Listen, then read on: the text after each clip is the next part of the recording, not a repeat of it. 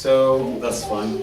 So adab is an Arabic word which is the plural of a word called adab. Adab means, adab means manner, the way you discipline somebody into or teach him how to behave. And adaba means to train somebody on a certain behavior. So, for example, the father adaba, if I say adaba al-walidu ibnahu, the father taught his son how to behave. Now, doesn't mean we're telling off, it's just guiding him. For example, you want to go through the door, you open the door handle. If you go into the mosque, you go with your right hand, with your right foot first. You leave with your right foot last. You go into the toilet, you go with your left foot first. You leave the toilet with your right foot first. So there is adab. And these are etiquette. You can call it etiquette, like English culture or Western culture. If you are going to a door and there's a lady with you, you usually open the door for the lady. People think that's a nice etiquette, it's a nice manner. Etiquette in this sense is actually from French, which is the way to behave. And that's how they use it to describe or translate the Arabic word of adab. And Muslims behave throughout their life. Yes, I mean, there is a right for lesson thing, or like when you're entering or leaving. Do you have to do that, or is that sunnah? There's nothing have to except for the things which Allah has said as fard. And we talk about what is fard, what is sunnah, what is wajib, what is fard, what is sunnah, wajiba, sunnah, mustahabba, makruh. There's huge area of that. But as general, you would like to spend as much of your life doing things according to the sunnah, and make an intention to have everything in your life according to the sunnah. And this is one of the things which we talk about, the adab of intention. That don't do anything in your life when there is no reason behind it.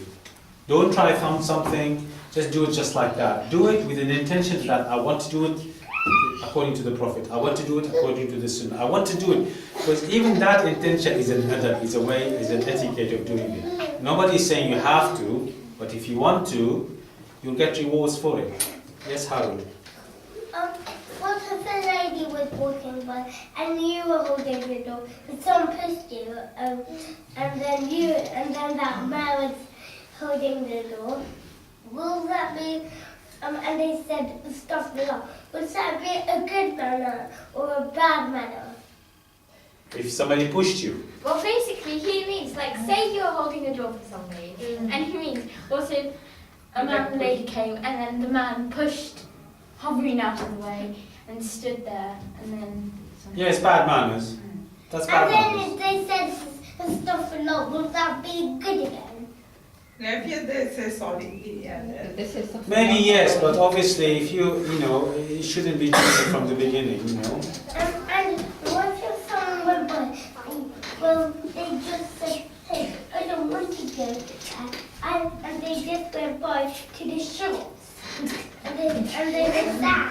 Okay, well there's a lot of good behavior and bad behavior, and you need to concentrate And on if the you're good going behavior. and you just let go of the door, it can bash on somebody's face, so you should be holding Yeah. it. And could kill them. Not kill them. No, but they injure them. could Injure them. give them a nose. Anyway, They could trip over. okay, now let's go through the lesson. When there's time for questions, you can ask a question. Okay, so the whole idea then about this section of it is how can we, when we live our life, have the manners of the Prophet ﷺ, the etiquette of the Prophet ﷺ, which is the etiquette of Islam, because we take the adab, the etiquette, the manners from Prophet. The Quran gives us guidelines, but the actual way of how to put those guidelines into practice is by watching how the Prophet's life was, when he dealt with this thing or that thing, and follow that, and then all our day and night and life will be according to the Prophet's teaching. Do you want to close the curtains, please? So the first one, and this is we touched upon last time, is the niyyah, intention. Yeah. No. Everyone's had a lunar cancer. Oh, I never knew that.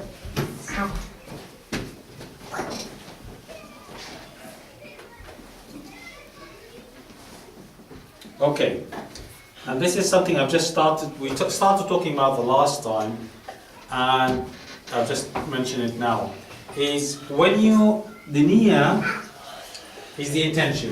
When you're doing anything, what is the reason for doing it? Muhammad, do you want to bring your chair and sit next to Uncle? Just bring your chair from there and put it next to Uncle James.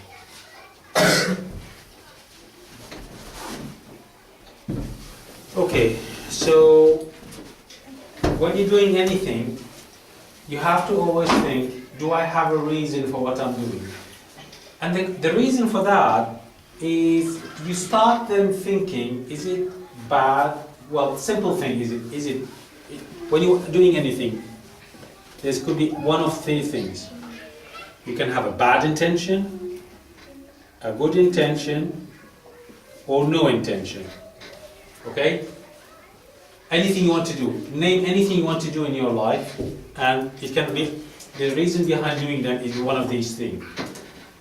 You want to take somebody's money, it's bad intention.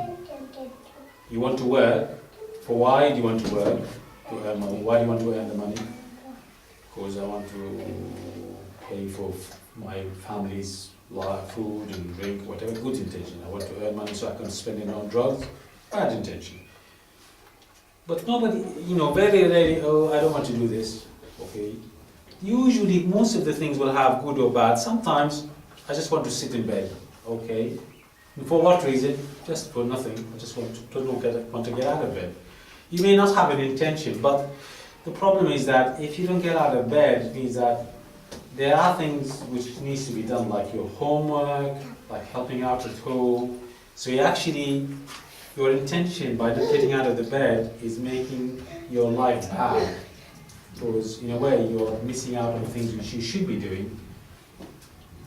So you have to always, whenever you do something, say which group does it fall into, because you are responsible, unfortunately, for your intention. So let's say you work, or let's say you take a loan, okay? And you say to your friend, can you give me £5? I want to buy something. And inside your heart, you say, and I'll pay you back. Obviously you tell him I will pay you back. But inside you say, if I leave it, he probably will forget about it and there's no need to pay him back. What do you think that makes you think? Sarah? Doesn't that make you like a bad person? Criminal. Give me a more obvious word for what it is. What have you actually done? Is it like No, a mild it's form Stephen. No. Not your turn. Is it like a mild form of theft? Yes, you're a thief. You are a thief.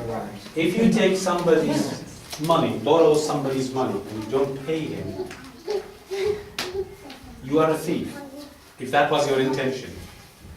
And you are going to be punished in the day of judgment like thieves are going to be punished. So that's important. Anything you do, if your intention is bad and you think you're clever when you're not showing it to the others, doesn't mean that Allah doesn't know about it and you're going to be punished. You haven't taken the money from him, you haven't didn't put your money into his pocket and stole it. You didn't do that. But your intention is that you're not going to pay him back. That makes you a thief. And you are liable to the same punishment as a thief should be punished. What if you stole somebody's money and then